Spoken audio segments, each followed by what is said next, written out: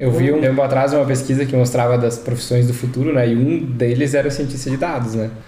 Bom, a área de TI só aqueceu, né? Nos últimos... Só cresceu e vai Só crescer cresceu e vai crescer muito, né? Muito. Isso desde a nossa época, né? Tudo depende da TI. A TI é uma engrenagem necessária para todos os setores. E empresas que tivessem a TI alinhada ao negócio, ao business, Nossa, que conhecesse o business... E é isso que eu acho que faltava. né? Faltava. Ainda falta em algumas empresas enxergar esse lado estratégico junto com a TI, né? Às vezes tu enxerga o lado estratégico, mas não enxerga a importância que a TI tem dentro disso, né? Principalmente em pequenas empresas. A grande empresa já abre muito mais, porque eles já têm a noção do que eles precisam, né? Mas a pequena empresa acho que não tem muito essa noção de quanto a TI pode fazer diferença dentro do seu negócio, né?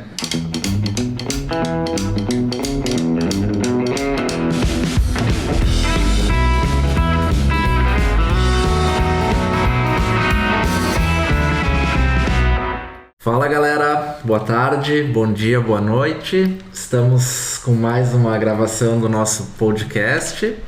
Estamos hoje gravando o nosso episódio de número 12. Então sejam todos bem-vindos, quem está nos assistindo no YouTube, também nos nossos canais no Spotify.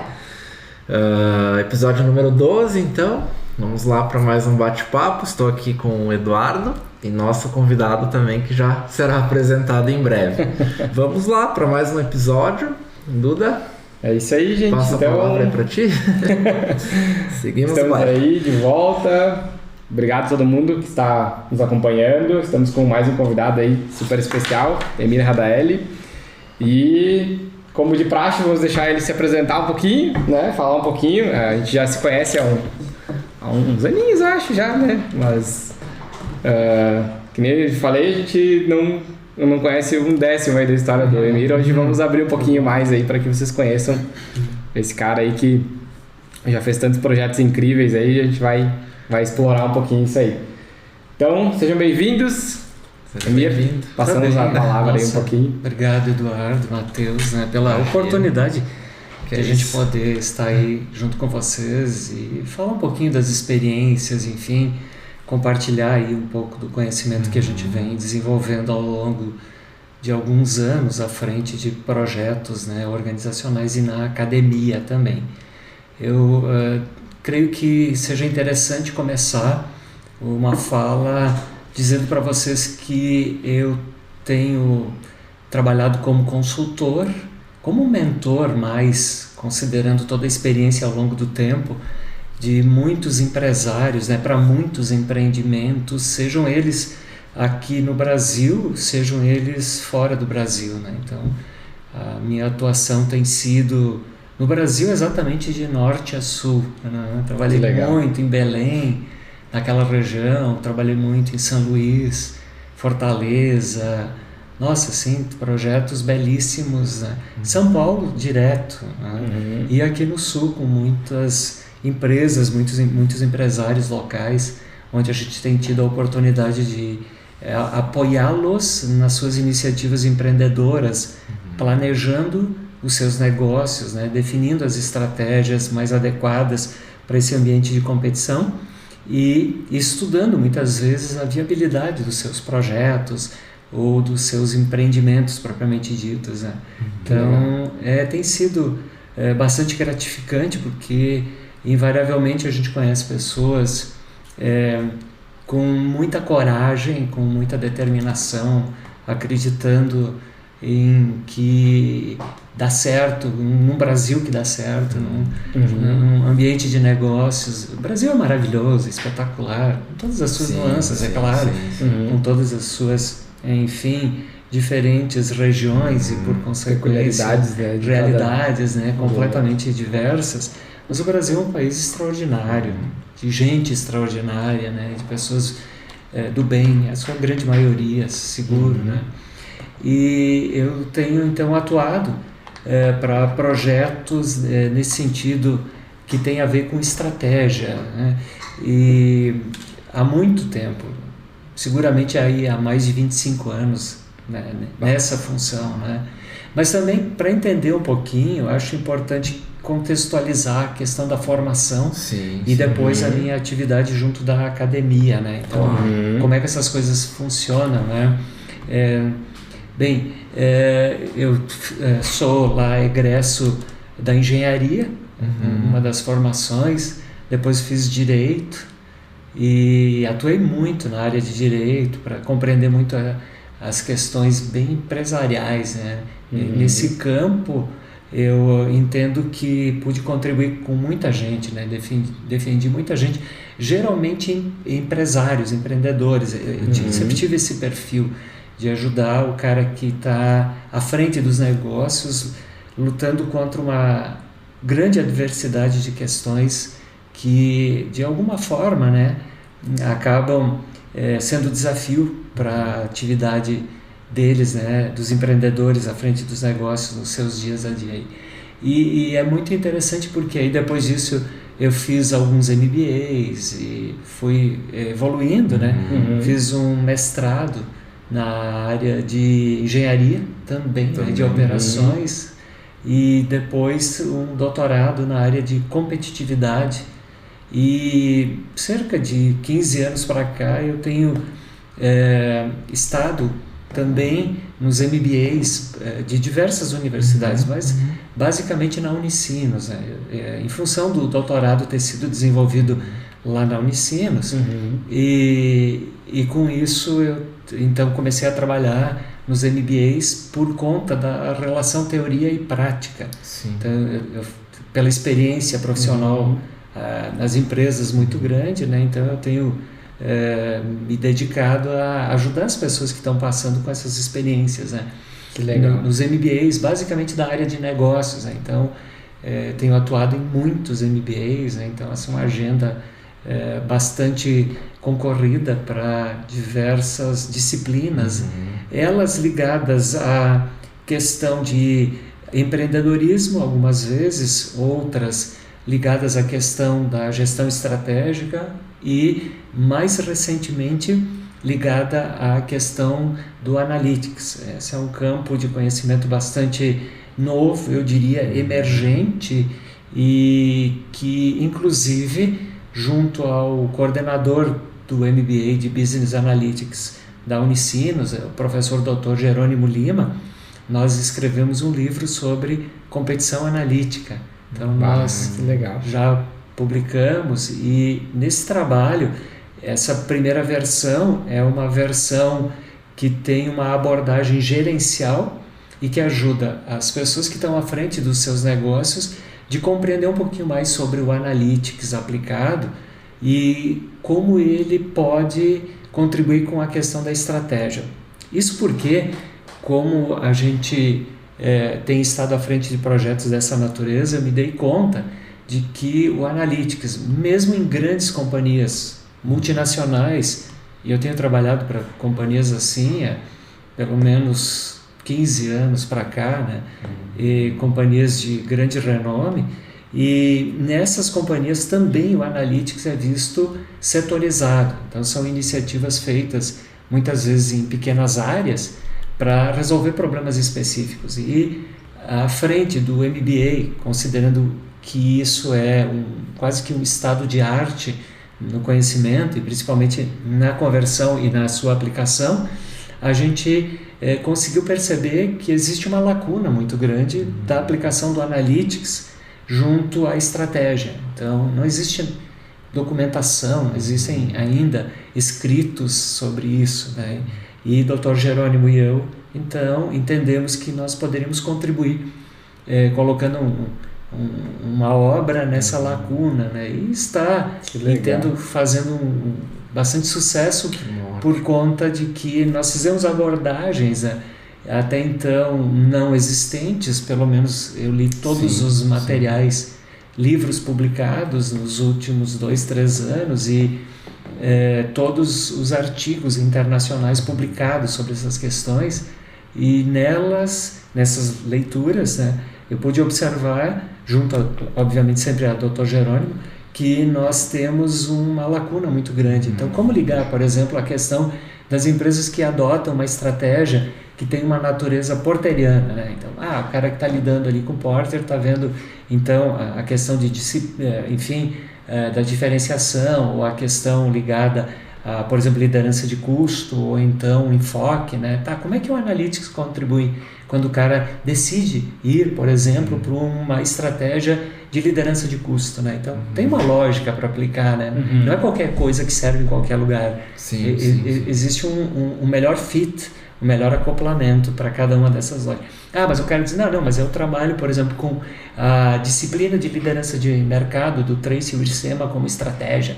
Não tem problema. Então, a gente também aprofundou o conhecimento, tentando mostrar que se ele for para produto rei ou intimidade com o cliente, coisas dessa natureza que aparecem nessas obras, então a gente tem soluções para isso, né? Ou então, não, mas na minha empresa, lá eu trabalho com BSC, não tem problema, do Kaplan Norton também, dadas as experiências que a gente tem ao longo do tempo, né?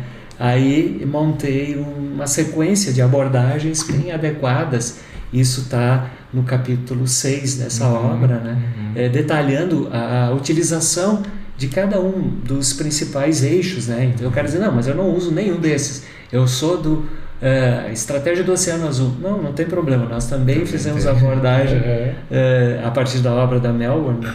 E como é que pode... Não, mas nenhuma dessas aí, eu sou da visão baseada em recursos do Barney, também não tem problema.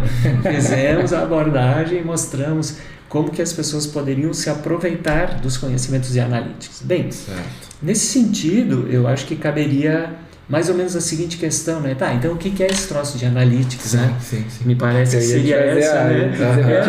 Mas isso, Eduardo, e é comum, Matheus, que as pessoas se questionem, porque a gente escuta muito sobre, mas talvez a gente não tenha tanto conhecimento a respeito dessa abordagem, né?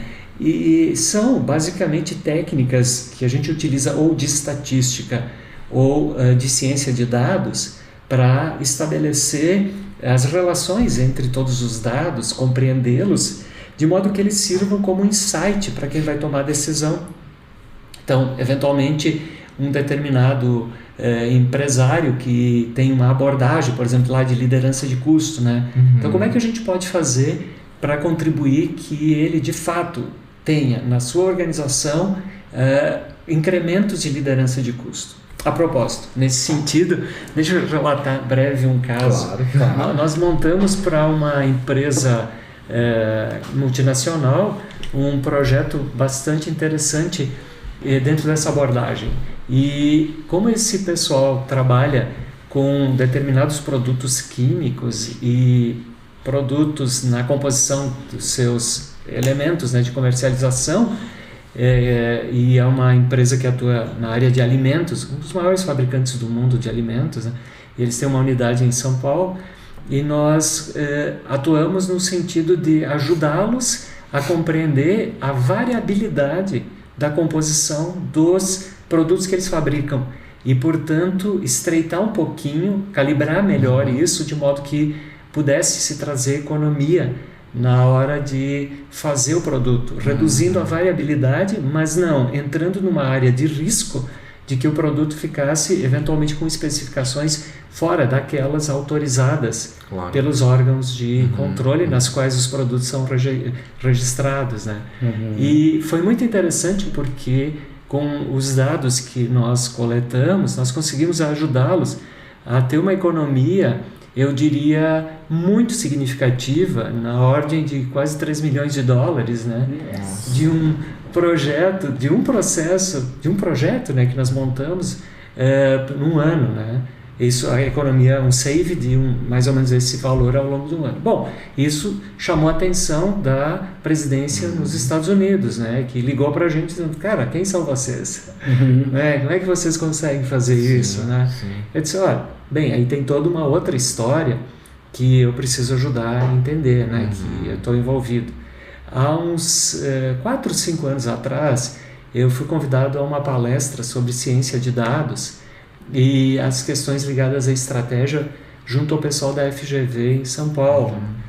E naquela ocasião, o Antônio Carlos, um amigo muito querido também, que a gente trabalhou junto num projeto de uma grande empresa multinacional alemã, ele disse, e eu convidei ele para que estivéssemos juntos, e ele nessa ocasião convidou também o Dorival Leão. Leão é um expoente na área de ciência de dados aqui na América Latina, um dos caras que mais publicações nos principais journals mundiais tem sobre ciência de dados, né? E com trabalhos extremamente expressivos sobre otimização estocástica com programação dinâmica. É uma linha de pesquisa, um outro doutor da USP, né? Tá? E naquela ocasião foi muito engraçado porque ele atua nisso há 30, 35 anos, né? Mas há uns 25 anos ele montou uma empresa e essa empresa se chama StatCamp. Essa empresa desenvolveu, por exemplo, um sistema de estatística genuinamente aqui brasileiro. Na América Latina nós não temos empresas que produzem softwares, né, de estatística, e ele desenvolveu isso. Então, brilhante trabalho do Leão, e ele tem, ao longo desse tempo, cerca de 80 mil usuários nesse sistema dele. É bem considerável porque é um sistema top, né? Esse sistema depois foi levado para a indústria farmacêutica, dentro dos parâmetros da Anvisa, e ele então contribui para que essas empresas possam ter nas suas produções os controles dentro dos parâmetros que a Anvisa solicita e exige que os produtos que sejam comercializados tenham, né? Então isso é muito interessante. E aí o Antônio convidou o Leão para essa palestra, e aí que eu conheci o Leão, né? E o Leão é uma pessoa magnífica, além de ser um profissional dos mais competentes, como eu disse, aqui na América Latina, né? De projeção, inclusive internacional. E foi muito interessante porque nós, depois da palestra, fomos jantar, e aí a discussão é, puxa, cada um de nós tem uma determinada competência, por que a gente não monta um projeto junto, né? E nós montamos uma empresa como um dos braços da StatCamp, que se chama Stat Analytics, onde a gente tem feito projetos para companhias eu diria, projeção internacional, né? Então a gente tem desenvolvido projetos hoje muito forte, por exemplo, com a Adidas, né? Nós estamos fazendo todo o projeto de otimização dos CDs deles, né? Considerando a quantidade de itens e as ondas de replenishment que precisa, e todo o sistema de otimização de saída, né? E com isso ganhos expressivos a gente tem conseguido para eles, né? Que são uma empresa excelente, enfim, e que tem uma proposta muito diferenciada, muito boa, né? Então, nesse campo, vejam que as organizações elas podem utilizar parte desse conhecimento para ligar a sua otimização de processos, por exemplo, né? Que de alguma forma tem ligação com a estratégia deliberada pela alta direção, mas são todos ganhos que podem acontecer. Num outro projeto, por exemplo, nós fizemos um trabalho de pricing. Pricing é um negócio bastante, eu diria, interessante, se não estratégico para a companhia, onde, imagine, a gente poderia pensar assim num eixo XY, né? Onde a quantidade ela varia, ela tem uma elasticidade em função do preço. Né? Então, claro, se você reduz o preço, a tendência é que você aumente a quantidade. Mais itens da quantidade, eles acabam sendo assimilados dentro do ambiente, né, de competição. No entanto, existe um problema que as pessoas às vezes se esquecem. Então, a gente acrescenta um eixo Z, que é o eixo da margem de contribuição. Então, aí a gente entende que uma determinada companhia pode ter um ponto no espaço tridimensional, como se fosse um plano que otimiza as funções preço, quantidade e margem. Essa é a sacada, né? Aí, claro, aí a gente está falando de teoria de campo, né? Sim. Aí já são elementos um pouco mais complexos para se falar, mas possíveis de serem ditos, onde então se identifica, por exemplo, até para que vocês e quem nos escuta possa compreender, tipo, o cara lá tem, suponha, uma determinada capacidade ótima de produção de 100 mil toneladas, né? Tá, então ele diz assim, tá, a minha fábrica aqui, o meu ponto ótimo é 100 mil toneladas, apenas por exemplo, né? Porque se eu fizer menos, vai ficar sobrando, vai ficar ociosa. Se eu fizer mais, talvez eu tenha alguns problemas decorrentes do excesso, e aí eu tenho que pensar no investimento da fábrica para aumentá-la. Né? Então existe um ponto ótimo, né? Bom, qual é esse ponto ótimo? Esse é um primeiro grande problema que a gente costuma ajudar as pessoas a entender, né? E depois, então, quando se compreende que ele tem essa determinada capacidade, existe um conjunto de preços, né, que são praticados no mercado. Então nós fizemos uma parceria com uma empresa de pesquisa internacional, e essa empresa fez todo um levantamento de preços, desde o fator estado, o fator cidade, o fator bairro e o fator ponto de venda. Então nós conseguimos identificar tudo o que acontecia com o produto dessa empresa e o produto dos demais competidores. E até no ponto de venda, né? Bairro a bairro, ponto a ponto, de todos os lugares no Brasil. Super completo. Muito complexo, inclusive, porque a quantidade de informações é estupidamente gigante nesse caso, né? Equivale quase a um Big Data, né? Tá bom, mas aí o que a gente fez? Então, a gente cruza essas informações e, com isso, a gente desenha modelos, nesse caso analíticos, para tomada de decisão de qual é o canal que ele utiliza que tem maior sensibilidade a preço e, portanto, responde mais ou menos à variação de comportamento de venda, até canal por canal, até ponto de venda a ponto de venda, PV a PV, né? E com isso a gente pode, por área, estabelecer qual é a faixa de preço que otimiza 100 mil toneladas para a empresa, para a margem de contribuição que ela quer.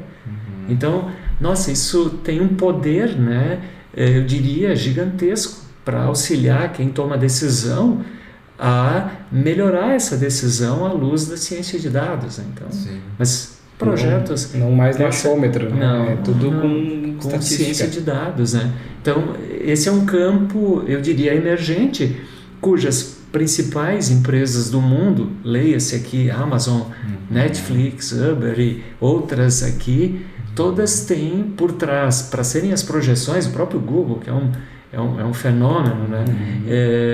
E uma plataforma extraordinária, né? de boa, né? Todas elas têm argumentos de ciência de dados por trás, né?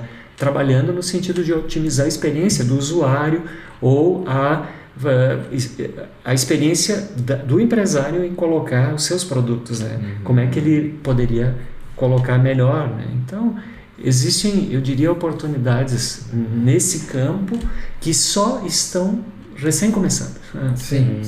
De tão bonito que é esse campo aí, né?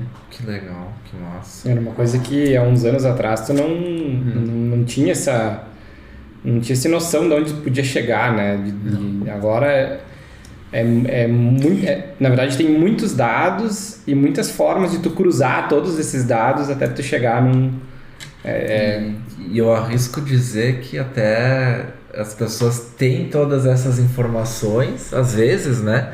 Mas e tu não sabe o que fazer com aqueles dados, com aquelas estatísticas que tu recebe, né? Acho que esse é um ponto que... É curioso isso. Que é parte do trabalho de vocês, né? Ajudar a consolidar tudo isso, né? Essas falas, Eduardo, né, Matheus, são bastante interessantes porque elas me levam mais ou menos às seguintes lógicas. Primeiro, eu comecei projetos dessa natureza em 2009, mais ou menos, né? 2010, 9 para 10, né? Portanto, eu já estou nesse campo com projetos há mais de 10 anos, né, à frente. E a gente fez um projeto que na época nem se chamava de Analytics, isso lá atrás para uma grande empresa aqui da nossa região que vende seus produtos no Brasil, para poder entender por que eles vendiam, né? Isso quer dizer que é como se a gente pudesse estabelecer o seguinte senso, né? Existe um resultado que é vendas e ele depende de uma série de fatores que estão no ambiente de competição. O problema é saber quais são esses fatores, né? Então, esses fatores eles trabalham como variáveis independentes que atuam como preditoras a partir de um conjunto de cargas daquela variável dependente que é, por exemplo, o volume de vendas, né?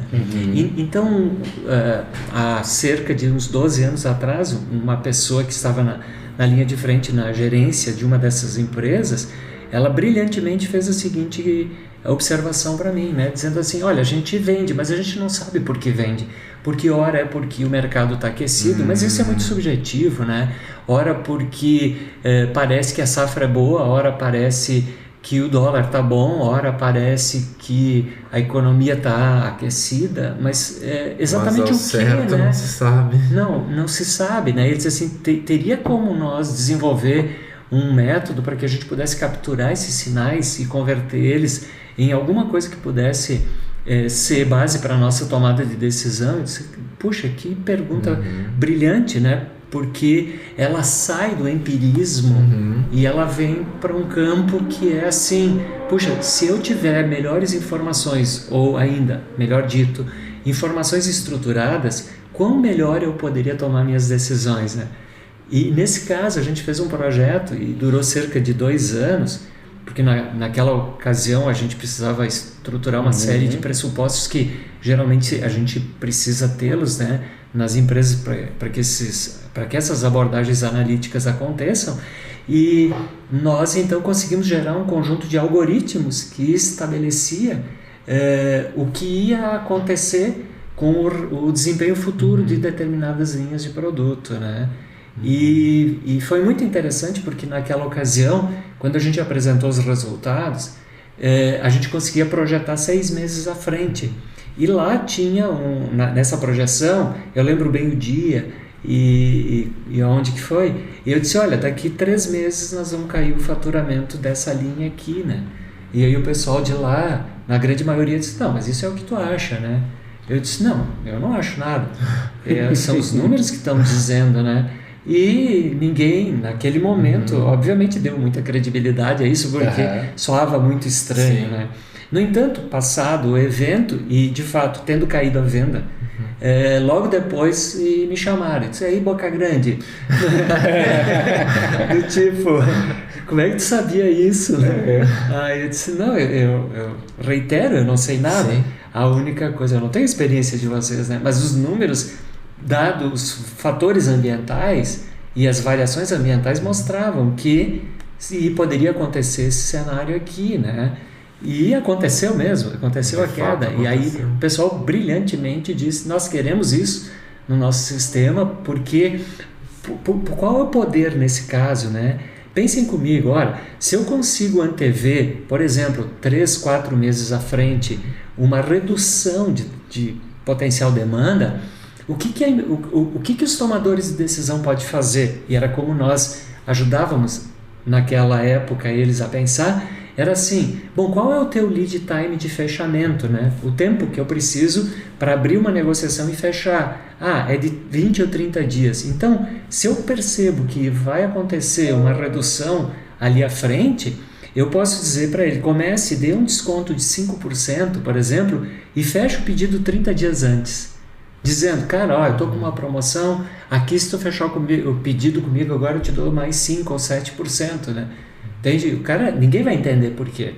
O cara vai dizer, não, o cara vai estar queimando o preço. Não está queimando o preço. Ele está antevendo uma baixa que os outros não estão vendo. E, portanto, ele está comprando parcela de mercado a título de desconto, no equivalente do desconto, para evitar que o buraco fique com ele. E aí quem vai ficar com esse buraco vão ser os demais competidores que, não sabendo ou não percebendo, não tem essa informação. Então isso é muito poderoso, porque você pode melhorar muito a tomada de decisão e ajustar eventualmente comportamentos de mercado, né? Claro. E até ajustar volume de produção, tudo impacta, né? Tudo impacta. Seja matéria-prima, né, Eduardo? Exatamente. Seja pessoas envolvidas, né? Sejam equipamentos e manutenções, turnos de trabalho, tem uma série de coisas, porque isso, como esse exemplo podia ser para menos, existem ocasiões que a gente mede para mais. Então diz, olha, vai dar um pico, então te prepara, já sai, contrata a gente, melhora a manutenção dos equipamentos para evitar paradas, né? E eventualmente, quem sabe tu regula a demanda ganhando um bônus, cobrando um pouco mais, porque aí você regula a entrada, né? E com isso otimiza a rentabilidade do teu negócio, né? Então é para isso que a gente tem trabalhado projetos analíticos, né? Que legal. Mas noto mas noto, por sua vez, que as empresas elas têm muita dificuldade em aceitar isso, né? De maneira assim geral, as empresas muito grandes, a exemplo dessa, e são empresas grandes de fato que nós temos trabalhado, né? E na sua grande maioria multinacionais, essas ainda têm dificuldade de aceitação por conta de que existe uma limitação de natureza cognitiva nas pessoas que estão envolvidas nesses processos de tomada de decisão, né? Então, no livro que eu comentei, que o Dr. Jerônimo e eu escrevemos, ele tem no capítulo 7 um modelo de maturidade em competição analítica. Um dos eixos tem a ver com a liderança e a capacidade dela promover ganhos de conhecimento nas suas equipes. Porque você não faz uma empresa compreender um novo ambiente de competição se as pessoas não compreendem um pouco de dados ou a informação e o que ela pode representar para a tomada de decisão, né? Então, esse ponto é um ponto que eu considero importante. Mas antes de avançar, deixa eu só fazer uma outra abordagem que o Matheus fez também, porque é importante que vocês tenham isso presente, né? Diz assim, as empresas, na sua grande maioria, dizem, nós temos todos os dados de tudo, né? Olha, a nossa experiência mostra que não é bem assim.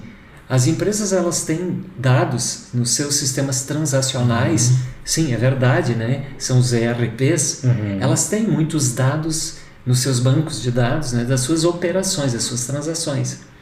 Mas as empresas, muitas vezes, se esquecem de coletar dados nos incidentes críticos do processo, né? De percepções que acontecem nas interfaces principais, porque isso não é relevante na perspectiva do sistema transacional.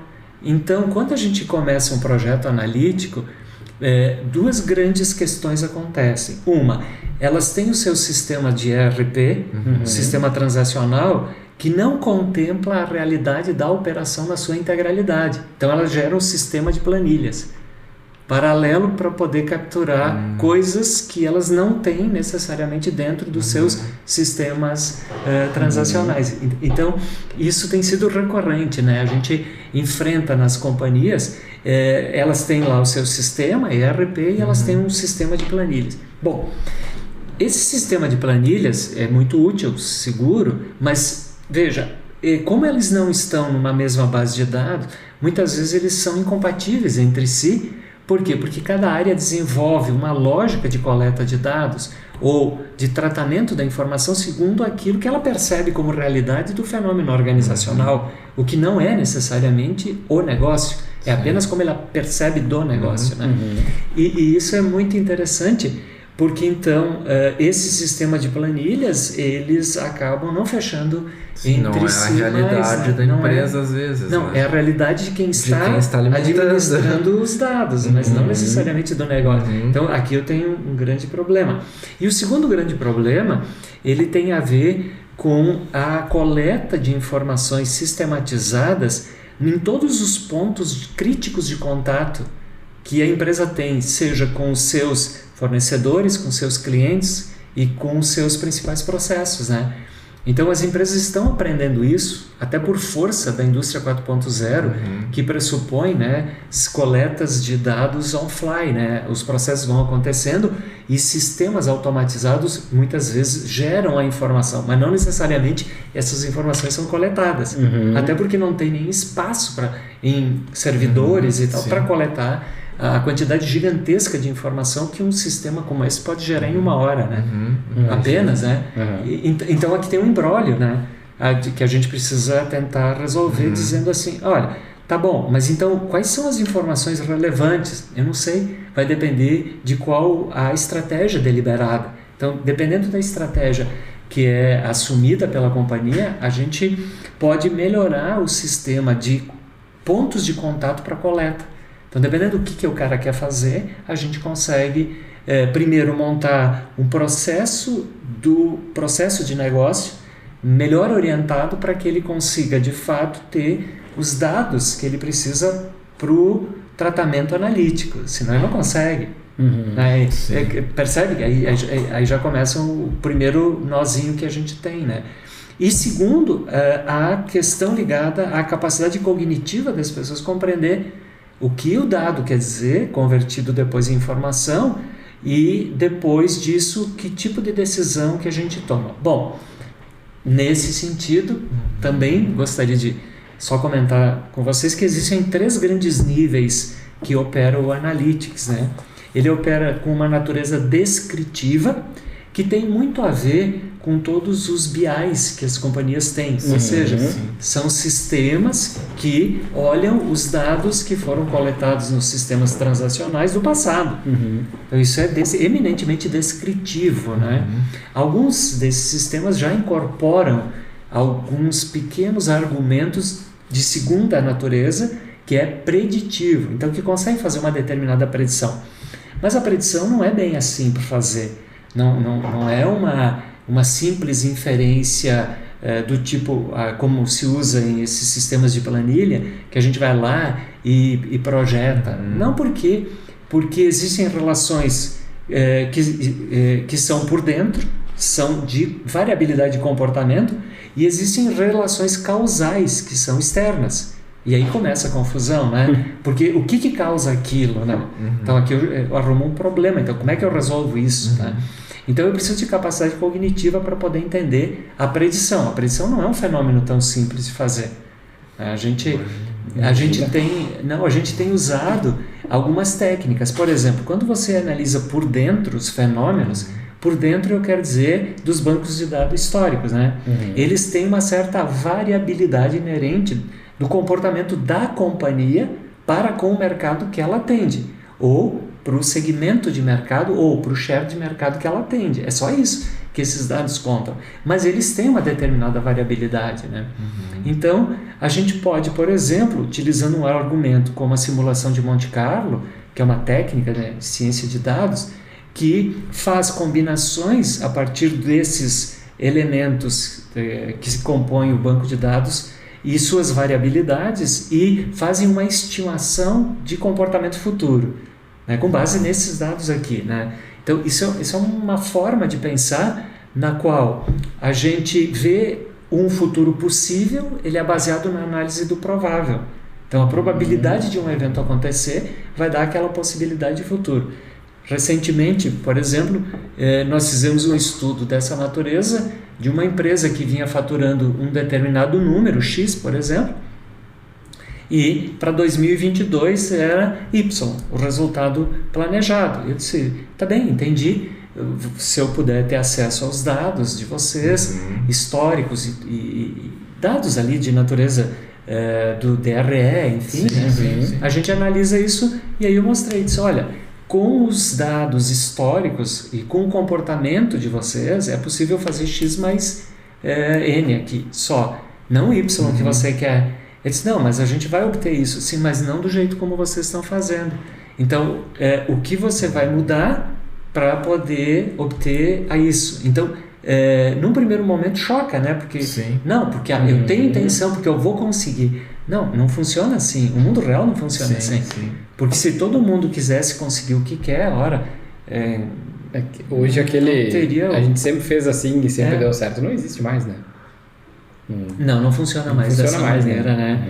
Existe ainda uma carga inercial desse comportamento, e tanto mais inercial quanto mais dura é a indústria, né? Quanto mais de base é. Então, se você, por exemplo, é extrativista, você vai dizer assim, não, eu sempre fiz assim. E é verdade, né? Para aquela realidade até que se esgote o recurso dessa mina.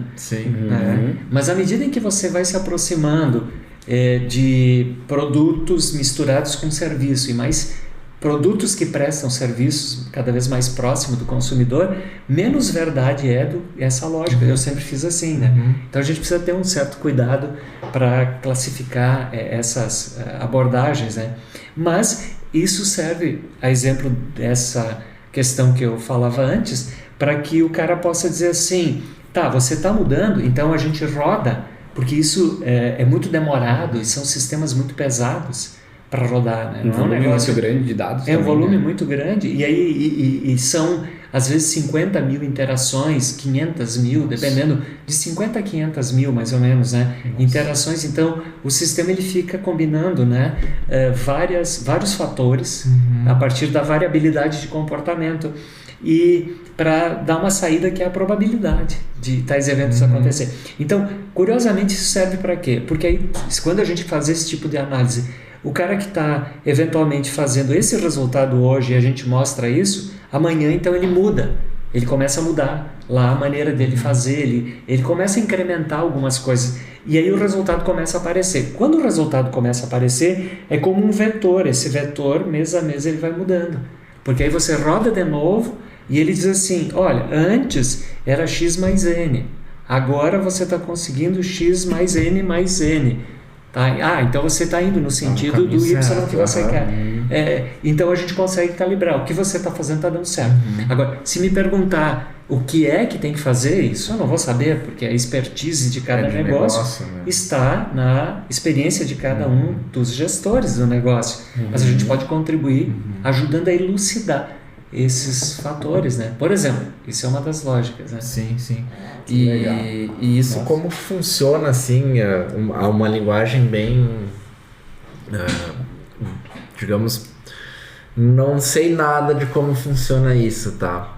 Tu vai imputar os dados dentro de um algoritmo, de um sistema, como que isso se dá, assim, essa construção do Analytics, né? Sim, a gente define um problema a ser resolvido, né? Começa sempre por eu preciso ter um determinado problema a ser resolvido. Então, suponha, né? Num outro caso muito específico, uma determinada instituição grande de ensino queria saber, por exemplo, por que o resultado de fechamento de vendas, de conversão em matrículas estava cada vez mais difícil ou mudando o perfil, né? Então, o que a gente entendeu disso, né? Eu disse, não, tá bem, então vamos tentar olhar o seguinte, se a gente consegue traçar o perfil do cara, das pessoas, né? Sim. É a forma de se expressar apenas quando digo o cara, né? Não, das pessoas que têm probabilidade de ser alunos dessa instituição aqui. Como é que é esse aluno? Né? Quais são as personas? Hoje a gente fala muito isso dessa forma. Quais são as grandes personas, né?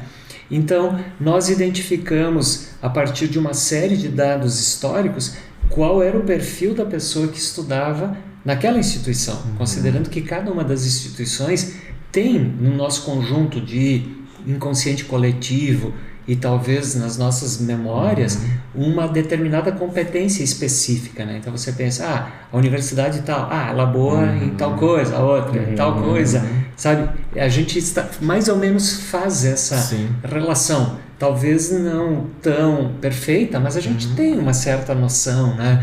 De, olha, eu gostaria de fazer tal profissão. Onde é que é a melhor universidade que tem isso? Funciona assim, a gente sabe. As pessoas têm essa noção. Essas referências. Isso.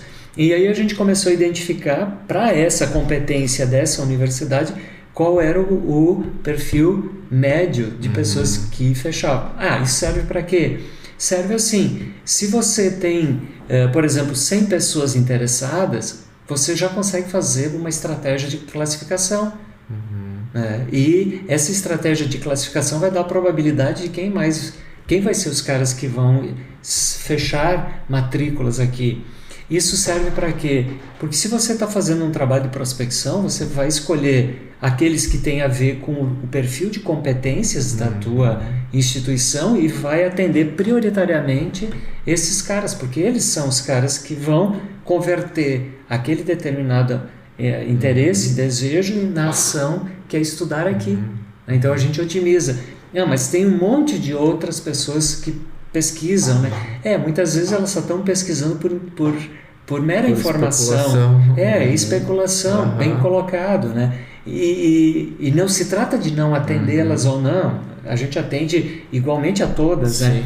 Mas se eu tiver que fazer uma fila, por exemplo, para fazer o atendimento, eu vou fazer ela baseado no meu ranking de classificação. Tu já foca no que tu é bom. Eu vou dizer, esses caras aqui vão gostar de estudar isso aqui comigo, né? Mais do que outros. É só isso. Não quer dizer que outros não possam estudar, mas esses terão seguramente mais probabilidade de vir para cá e converter. Então a gente com isso calibra o esforço, né?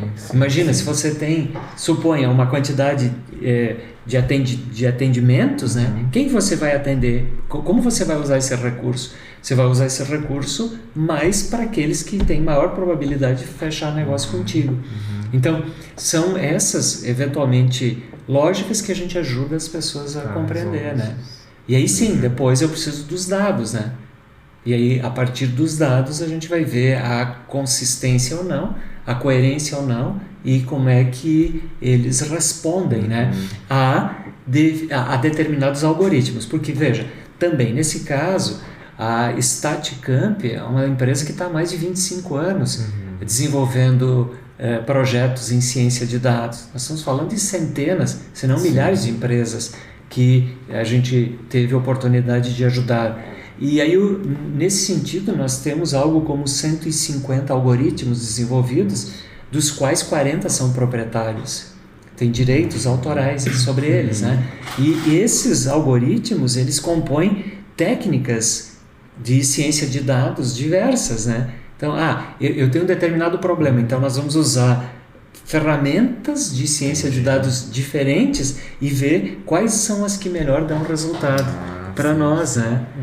E para isso tem técnicas, como por exemplo essa que eu vou contar para vocês, quer ver? Que legal. Tudo começa com um bom levantamento do que tem que ser feito, né? Isso. Que problema você quer resolver? Exatamente o que você quer, né? Num outro projeto, e até para entender como que a gente testa isso, né?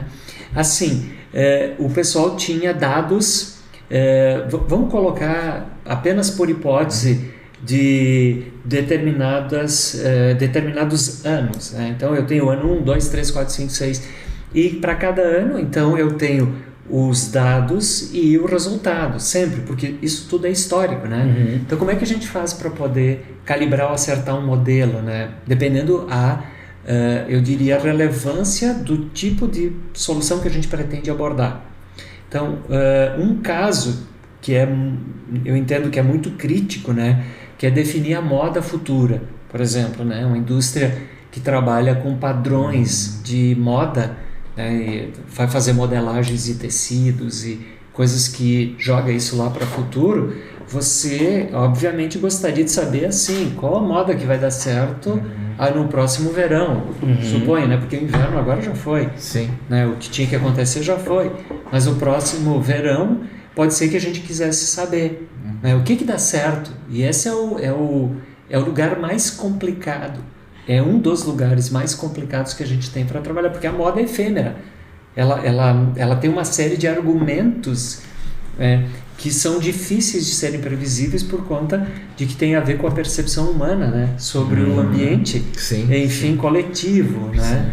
E essa eu diria, uma abordagem muito interessante. E aí o que a gente fez? Então a gente analisou todas as coleções passadas e a gente fez o seguinte: reservou 2 coleções de hoje para trás e pegou outras N coleções aqui para trás. Você entende que porque como a gente tem os dados, por exemplo, das últimas 2 coleções aqui, a gente consegue pegar todos os dados das coleções passadas e viu o que foi lançado e o que deu certo, foi lançado. Então, a gente pega esse conjunto de dados, tá bem? E a gente reserva isso como backtest, né? Reserva esse conjunto de dados aqui. Pega esse conjunto aqui, vamos imaginar que seja 80% dos dados e aqui 20%, apenas por hipótese, né? Eu pego os 80% dos dados e vou testar modelos de análise. E aí vou ver qual o modelo que melhor responde para isso. Então, vai ter um dos modelos, geralmente nós estamos falando aí de 40 algoritmos, né? Um deles vai dar uma resposta melhor. Mas como é que eu saberia qual que dá o resultado melhor? Eu pego os 20% que eu reservei e que eu tenho a informação de saída e jogo de volta para os modelos, feitos com 80% dos dados. E, portanto, os que desses modelos melhor resolver e melhor aproximado for com o mundo real do que aconteceu com os 20% de dados, é o modelo mais ótimo para resolver esse problema. Porque senão, pensa, eu sempre ficaria na escolha de um modelo cujo resultado eu dependo do futuro. E com isso, não, eu já tenho esses 20% de dados. Então eu coloco isso para dentro, rodo e vejo qual que se aproximou mais daquele conjunto de dados que eu tenho aqui já como histórico, né? Então eu lancei essas coleções, aí joga para o modelo. Se eu lançar essas coleções, que resultado vai dar? Vai dar esse aqui. Aí comparo com o que deu, porque eu tenho esses resultados e vejo aqui as diferenças. Olha, com isso nós chegamos a quase 90% de assertividade no lançamento. E isso é importante por quê? Porque muitas vezes os caras dependem, nessa indústria, por exemplo, de tecidos e confecções, eles dependem muito de qual moda que vai acontecer no verão. Então eles vão comprar essas padronagens dos grandes fabricantes da Europa, dos Estados Unidos, da China e da, eventualmente, Polônia, e coisas de diversos lugares do mundo, né? Mas é muito simples ver o ganho. Por quê? Num determinado momento, suponha, você diz, eu vou comprar, apenas por hipótese, eu vou comprar, por exemplo, 1.000 metros de cada padrão. Tá bom, mas quanto dinheiro você precisaria para isso? Dos quais talvez 80% não gira, e aí você vai ficar com obsoletos, porque o que vai valer um tecido que não girou no padrão? Esse vai ficar como refúgio. E aí toda a tua margem foi colocada em cima daquilo que não girou. E aí se você disser assim, não, mas só compra esses aqui, porque esses aqui que vão vender, mais tendência, cara, olha o poder que tem isso. Esses vão girar. Né? E compra esses nessa quantidade, esse nessa, inclusive com a quantidade. Esses aqui é o que vão girar. Então você bota dinheiro bom em cima de resultado bom. Senão você botaria dinheiro bom para muita coisa cujo pequena parcela daria resultado bom. E não toda, né? E aí você vai pegar o resultado bom para pagar aquilo que você ficou como resultado ruim, que não vai gerar, né? Então toda a margem que você ganhou de um lado, você paga para produtos que acabam ficando obsoletos. E esse é o sentido de estudar essas questões. Esse é um projeto que demorou 2 anos para fazer. Não é uma coisa que você faz da noite para o dia, porque você tem que aprender uma série de variáveis, né? A gente consegue resultados, é verdade, em 6 meses, mas para consolidar um projeto como esse porque aí você consolida os modelos, aí você exerce aquilo que vai para o futuro. Com isso você aprende, né? A gente usa nos projetos que a gente desenvolve uma lógica de reinforcement learning. Então todos os sistemas que a gente desenvolve, eles têm por baixo um algoritmo que testa e calibra, né, tudo aquilo que você fez e quanto certo e errado deu. E é como se o próprio sistema fosse algo dentro da ideia do machine learning. Isso, dada a experiência do Leão e da equipe, né? E claro, são todos gênios, né? Incrível. Essa empresa, ela está em São Carlos, que aqui se fala, considerada como um vale do silício aqui da América Latina, considerando a quantidade de startups e de estudantes nessas áreas de TI, de ciência de dados, estatística, matemática, que tem a maior concentração de empresas, de startups e de estudantes aqui na América. Por isso, esse é um termo, né, que se usa para criar essa similaridade, né, com um polo de autodesenvolvimento de conhecimento, né? Que legal. Que legal.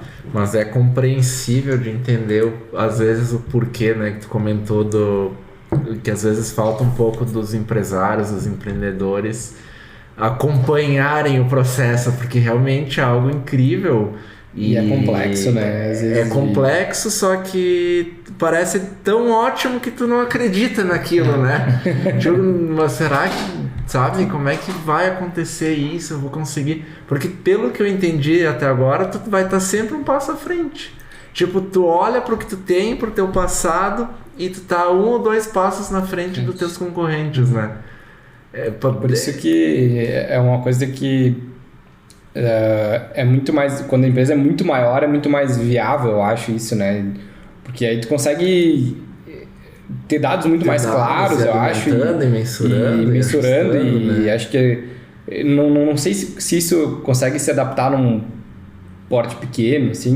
Não sei se é possível numa empresa de um porte menor, assim, com a mesma eficiência. Eu acho que não... A gente fica prejudicado muitas vezes por conta de que não se trata de poder ou não poder, se trata do quanto isso custa, e aí por sua vez representa, né? Porque assim, são projetos, não é um software de caixinha. De caixinha que eu vou lá, ligo e ele vai responder. Não, cada demanda ela é modelada para o negócio que você tem, né? Então você vai analisar todas as relações causa e efeito e, portanto, desenhar um sistema com um front-end, né? Eventualmente com uma tela de consulta, né? Que vai trocando através de um, né? De um EDI, um Electronic Data Interchange, um sistema, um API, né? Que a gente usa isso como um aplicativo de interface, né? Com o teu sistema transacional. Então, ela está sempre trocando as informações, né? E a processa aqui e depois devolve. Ou para ti ou para o sistema, vai depender do nível. Então, assim, tem um valor a ser considerado para desenvolver um projeto. Então, ele não é necessariamente limitado ou destinado somente a empresas de grande porte, mas sim a empresas que têm condições de investir em alguma solução que seja desse porte. Então, a gente tem empresas pequenas, sim, também, né? Que acreditam nisso e fazem um esforço no sentido de coletar, de ter acesso, compreender como é que pode fazer. Assim como a gente tem empresas grandes que isso tudo é como se falássemos uma linguagem alienígena, né? Qualquer, que ninguém compreende isso, né? Você vai falar pro cara coisas que é possível fazer, o cara, ele nem sabe o que você está falando, né? Sim. Então existe sim uma barreira cognitiva, né, das pessoas compreenderem o que pode, né? Então isso é... E isso tudo começa assim, um futuro possível é baseado na análise do provável. Então, existe uma probabilidade da coisa acontecer? Existe. Bom, então ele é possível de ser feito. Mesmo que seja 1%. Né? Mas é possível. Então, né? Esse é o sentido, né? De trabalhar com esses argumentos, enfim, de ciência de dados, né? E a ciência de dados tem por trás toda a base da estatística, né? Então, as pessoas às vezes confundem, né? Dizendo, não, mas isso é estatística. Não, estatística é uma ciência, matemática é outra, né? Matemática é uma linguagem, a propósito, não, né? E a estatística é outra forma de tratar dados e que a gente utiliza para a ciência de dados, né? Então são coisas um pouco diferentes. A ciência de dados utiliza a matemática e a estatística para suportar ela. Legal. Caramba.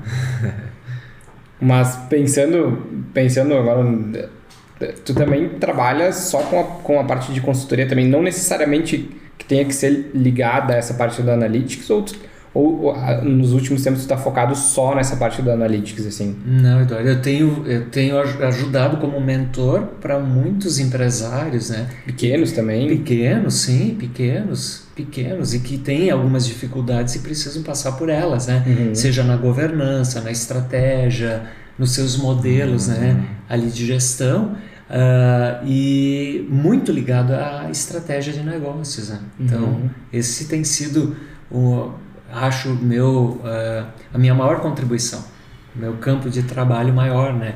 E sim, envolvido nesses projetos, principalmente na parte que é a parte mais de definir o problema, a otimização e os ganhos com a estratégia, né? Que é isso que a gente tem desenvolvido. Então, Que legal. E como conciliar tudo isso, Emir? Assim, essa turbilhão de coisas da Analytics e os teus projetos, tudo isso, imagina que tua agenda seja uma loucura, assim, de coisas, de como encaixar tudo isso, porque penso eu que projetos de porte maior, assim, te exigem um tempo maior, um envolvimento maior, um deslocamento, algo assim. É claro que tem outras pessoas por trás de tudo isso também, né? Tem, sim. Em todos os casos a gente tem equipes, né? Excelentes pessoas trabalhando com a gente a propósito, né? E sim, e mais as aulas, né? Então, Mais as aulas, e eu tenho atuado em muitos MBAs de muitas universidades, significativas a propósito, por conta de passar para as pessoas que participam desses cursos uma visão prática, né? Sim. Como é que o mundo funciona? Como é que a gente utiliza isso para resolver problemas, né? Sejam eles às vezes ligados às questões estratégicas ou às questões de competição analítica ou à questão de analytics puro também. Então, a gente tem conseguido contribuir nesse sentido, né? Com essas pessoas. Mas sim, tem que trabalhar muito, né? E ainda tem um livro aí no meio dessa... É verdade. Tem um livro ainda. E ainda tem um livro, foi uma produção durante a pandemia, né, em que a gente aproveitou muito tempo, como disse, né, o Dr. Jerônimo Lima, extraordinário, das pessoas mais brilhantes intelectualmente, né, e como ser humano que eu conheço, é um carinho todo especial e a gente se dá muito bem. E nós já temos inclusive o segundo livro escrito, ele já está pronto. Cara, sobre um tema ligado ao analytics. Não, nós optamos por esperar um pouquinho, porque o livro da competição analítica ele ainda está borbulhando, né? Ele ainda está numa fase das pessoas quererem compreender o que isso quer dizer.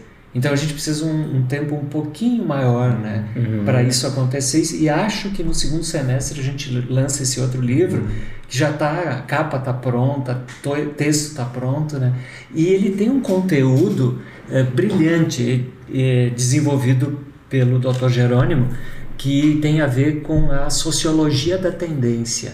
É algo que nós temos discutido muito, né? Porque como a gente lida com analytics, a gente percebe sinais fracos, e a partir de sinais fracos, que eventos que podem acontecer ligados a interesses específicos, é claro, né? Mas é muito curioso porque a sociologia da tendência ela tem uma série de etapas, desde a formação de uma ideia ou de qualquer coisa, e como ela acontece nas mídias, ou como é que ela vem e ela toma corpo, né, no ambiente, né? E portanto depois, dependendo do objeto, se transforma em consumo ou não, de determinada moda, de determinado produto, alguma coisa nesse sentido, né? E aí foi desenvolvido todo um trabalho sobre essa abordagem, e aí no livro a minha contribuição é a aplicação disso, como o case acontece, né? Então ajudando a ilustrar todas essas fundamentações que o Dr. Jerônimo desenvolveu, né? Dizendo, olha, mas então se eu pegar isso aqui e converter dessa forma, nós conseguimos enxergar, antecipar, né? Mas eu estava dizendo para vocês então, nesse sentido, que existe uma natureza analítica, que é aqui, ela está dizendo o seguinte, é descritiva, ela está dizendo assim, ela conta o passado. Existe uma natureza preditiva, que é o segundo nível, então com base nisso vai acontecer aquilo. Então a gente diz, olha, a probabilidade de acontecer isso é na ordem de tanto por cento, mas vai acontecer. Tá? A que tempo ou não, também isso pode ser objeto de análise. E depois existe então o terceiro nível, que a gente chama de prescritivo. Esse nível prescritivo, ele pressupõe ter o nível 2 resolvido, que é predizer. Então, das diversas opções preditivas, a gente pode prescrever, dizendo o seguinte, o que é que você deve fazer, então, com base no que vai provavelmente acontecer. Então, é como se a gente criasse um sistema que ele ajuda você a tomar decisão. Né? Não quer dizer que ele vai tomar decisão por você, mas ele vai ajudar você. O caminho. Eu montei um sistema muito interessante que usa essas três lógicas para a área de consumo e demanda. Nós fizemos esse case para uma grande indústria, enfim, de um setor da economia, em que, baseado, enfim, numa série de estudos anteriores, esse tema eu venho lidando, como eu disse, 2008, 2009, por aí 2010, né? E nós então fizemos o seguinte, a gente tem um label que é descritivo, que mostra o que aconteceu com a empresa utilizando mapa de calor, enfim, coisas que já estão aí no domínio, né? Mas uma segunda aba que mostra o que vai acontecer. Tem uma natureza preditiva, dizendo assim, a probabilidade é que vai vender tantos desses produtos, portanto, compre ou fabrique tanta coisa. Sim. Tá? Isso, aí você calibra a margem que você quer. E esse resultado ele pode ser dependente de lead time de fabricação. Por exemplo, eu vou escolher o que fazer segundo o lead time, né? Segundo a cobertura. Eu quero cobertura desses produtos, por exemplo, para 30 dias.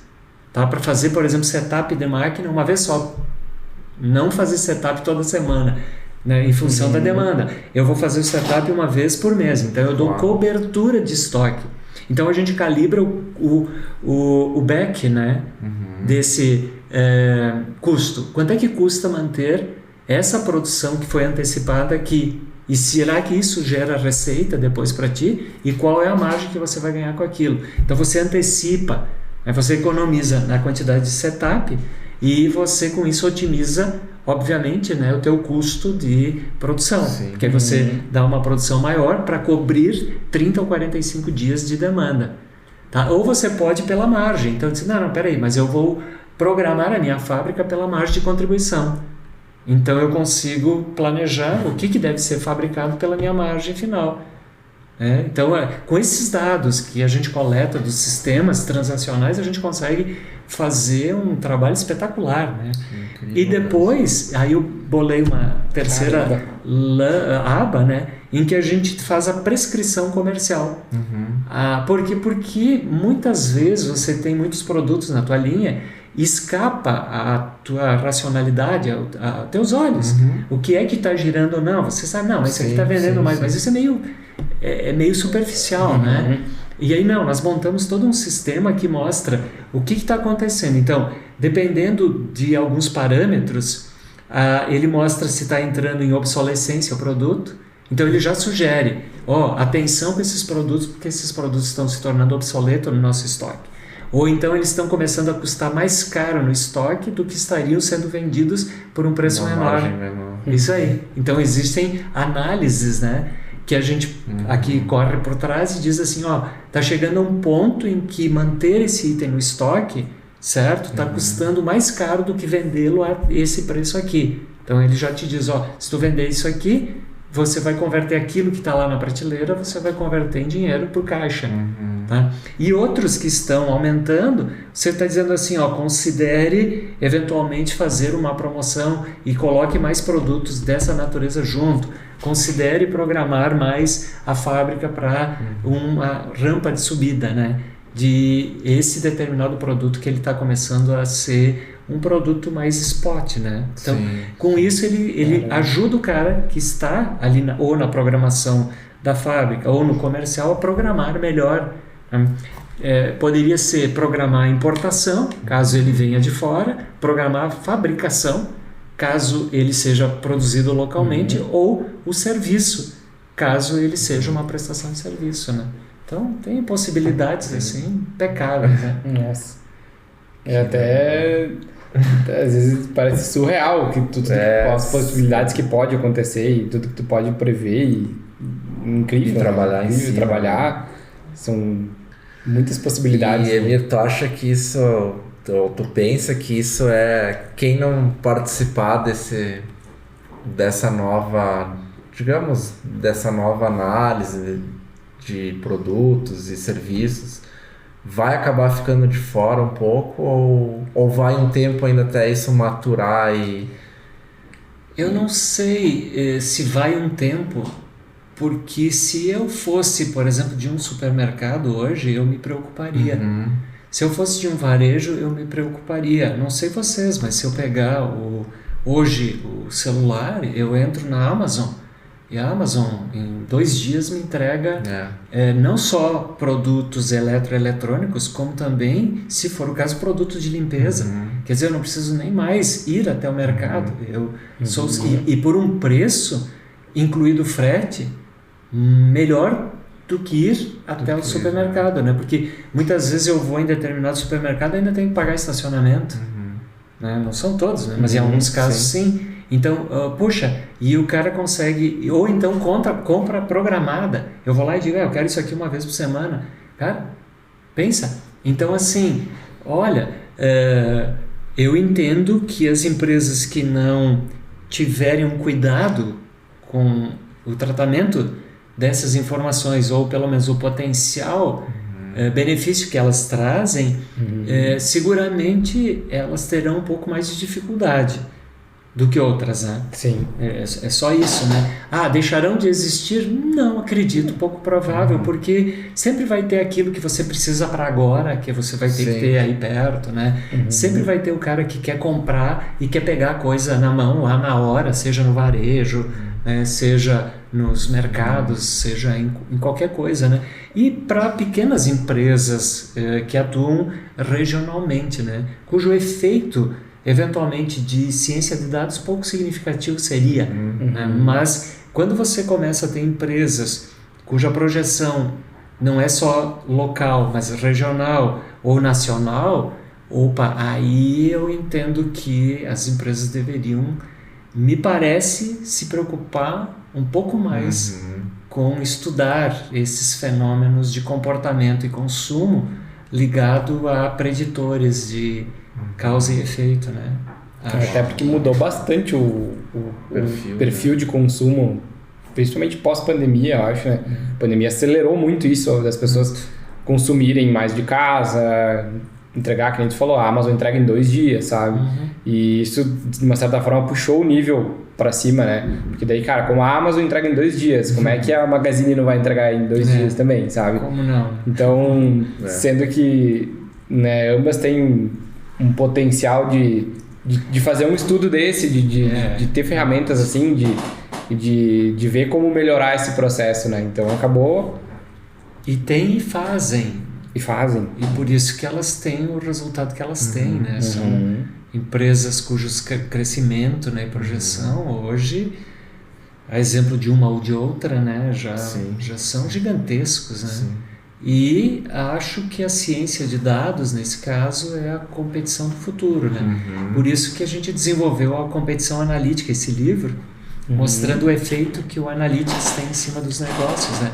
E no capítulo 7 nós desenhamos um modelo de maturidade, onde nesse modelo a gente consegue investigar a partir de dimensões, né, determinados construtos que mostram, né, como você está, por exemplo, na liderança, desenvolvendo cognição para isso, como você está na tecnologia, coisas dessa natureza, como você está no conhecimento específico de analytics para poder lidar com dados. Então as pessoas poderiam fazer uma análise de como é que elas estão frente a competidores internacionais que já atuam com ciência de dados, né?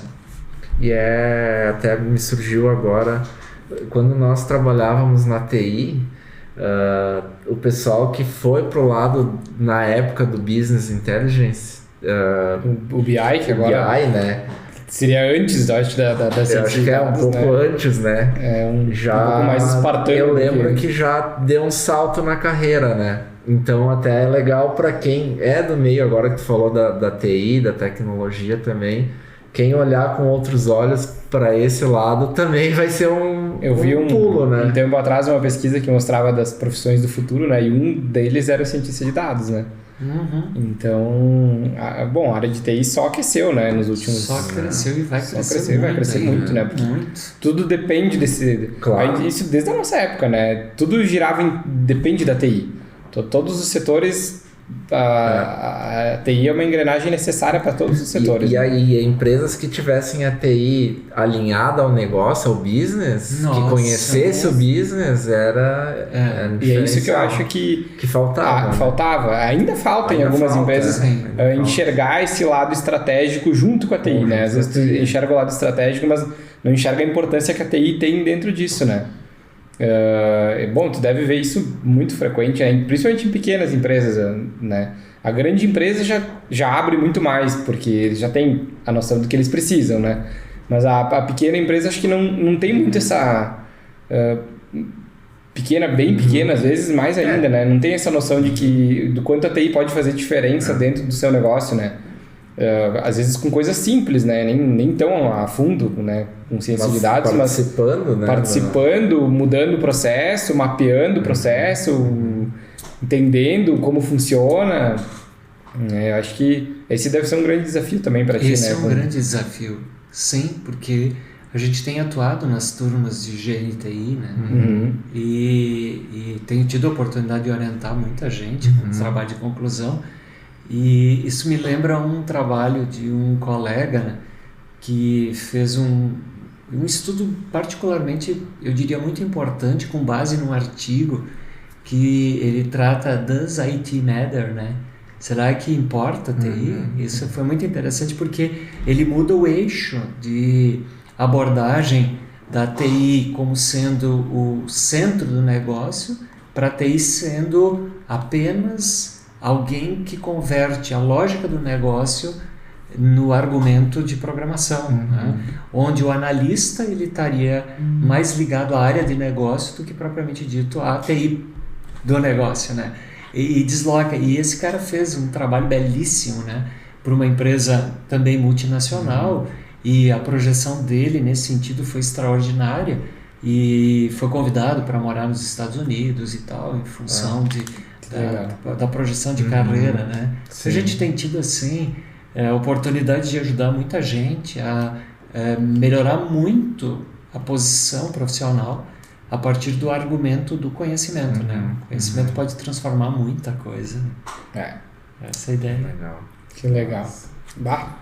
Nossa, deu para entender muita coisa que não tinha muita noção. A gente escutou aquele dia lá você deu aquela palestra lá no evento da Fiance. Tu falou sobre isso também, né? Sim, brevemente, mas mostrando alguns cases. Exatamente. Então, eu lembrei daquele dia, mas não tinha entendido até onde tudo isso conseguiria chegar, né? Entregar, né? Não, sensacional, né? É um mundo à parte que precisa ter uma TI específica, precisa ter cientista de dados, precisa ter estatísticos, precisa ter matemáticos envolvidos e pessoas de business.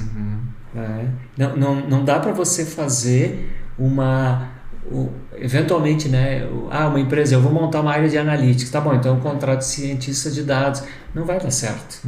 Eles vão resolver coisas específicas de baixa abrangência, porque vão ser apenas localizadas, né? E isso é bom? Claro que é bom, né? Não tem nada de ruim nisso, né? Mas talvez exista um papel e um campo melhor adequado, o mais merecido para a área de analytics do que pura e simplesmente resolver problemas pontuais. Então, esse é o sentido, né? Então, se o cara vai montar isso, tem que ser uma equipe multidisciplinar. Eu vou ter que ter matemáticos, estatísticos, pessoas de negócios propriamente dito, pessoas de TI, porque essas pessoas vão ter que transitar além das pessoas que são os profissionais cientistas de dados, né? Que vão trabalhar com Python, por exemplo, com R, ou sistemas parecidos com esses, né? Que sejam poderosos para dar resposta rápida a grandes volumes de dados. Coisa que sistemas que a gente conhece demoram muito, porque eles vão pegar muita base de informação e aí precisa muito poder de processamento, né? Então esse é um grande desafio para o futuro, né? Porque como se pensa isso? É assim, será que o Analytics vai estar dentro do sistema transacional? Esse é um desafio. Eu acho que sim. Talvez numa perspectiva de 10 anos, dado o poder de processamento das máquinas, né? Porque imaginem hoje, se você tem um sistema ERP que ele tem que fazer consulta a banco de dados, emitindo documentos fiscais, emitir documentos para a companhia, se você botar ali dentro processando um volume gigantesco de dados, você vai travar todo. Trava todo o teu sistema. Então ele não pode, porque aí você não consegue mais fazer as notas, você não consegue mais emitir os relatórios. Não pode ser um problema para a empresa. Né? Então hoje ainda não é compatível, né? Esses sistemas são sistemas geralmente que usam outros processadores que não o do ERP. Claro. Outros tipos de base de dados, tudo, né? Isso, espelhando. Por isso que a gente fala muito em Data Lake, né? Os lagos de dados são aqueles que eu vou utilizar para fins analíticos, né? Coletados nos sistemas transacionais. Então eu faço um espelhamento daquilo que eu preciso e desse lago de dados aqui, do Data Lake, aí eu uso o sistema analítico, né? Que aí então ele vai trabalhar aqui com uma máquina, ou em nuvem, ou um processador que seja específico, sem atrapalhar o sistema transacional, porque senão trava todo o processo. Dados já selecionados, né? Do que ele vai... Isso, tratados para isso. Então isso é um desafio cujo aprendizado ele vai ser ao longo dos próximos anos, né? Mas ele já é uma realidade, né? Para grandes empresas ou para empresas pequenas que querem se tornar grandes negócios, me parece que esse é o caminho sem volta. E qual que é os planos do Emir para os próximos anos? Olha, eu tenho estado à frente e muito gratificado pelas pessoas magníficas que a gente tem tido oportunidade de estar junto, né? E não gostaria de abrir mão de estar junto, né? Com a equipe lá da Staticamp, né? São todas pessoas brilhantes, né? E se não boníssimas pessoas, né? Tenho estado junto ao Dr. Jerônimo, né? Que é um cara que eu estimo e minha lealdade é incondicional a ele, né? Por conta de que a gente tem tido uma parceria intelectual de construção de conhecimentos brilhante, né? Dadas as características de um e de outro, né? Ele tem uma genialidade específica e eu tenho uma contribuição para ele nesse sentido e vice-versa, né? E para projetos de consultoria para muitas empresas, eu noto que muitos empresários acabam tendo, eu diria, boas definições quando a gente tem alguém que seja um mentor, né? Alguém que possa conversar, né? E considerem que eu tenho, ao longo desses anos, muita experiência, né? Com muitas empresas, sejam elas pequenas, médias ou grandes de empresas. Vários segmentos né? e tudo. Então a gente consegue aconselhar, né? A gente consegue ajudar as empresas a uma melhor tomada de decisão, também pela experiência, né? Se não pelo conhecimento. Porque aí o conhecimento é um campo. Eu consigo montar boas definições estratégicas, boas lógicas de negócio, boas arquiteturas de negócio para a empresa, mas também, por outro lado, consigo aconselhar muito, né? Considerando as experiências já vividas, né? Sejam elas no campo do negócio ou até mesmo nas repercussões jurídicas dos negócios, né? Sim, então, tem todo o conhecimento também para isso, né? Também, e ele eu diria, importante, porque muitas vezes o empresário ele se esquece de determinadas questões que depois podem afetar ou comprometer o negócio dele logo ali na frente, né? Então, ter alguém como um mentor que está junto, para algumas pessoas que eu tenho tido a oportunidade, tem feito muita diferença. Que legal. Muita diferença. Vejo que virão muitos livros ainda por aí. Bem, nosso plano já contempla mais outros 2. Que legal. Além desses, esse que já está publicado e mais um que a gente está aguardando, né? Sim. Bem interessante. Que legal. Esse tema. Esperamos que um dia em Foco possa ter o Emir junto da consultoria, né? Como mentor.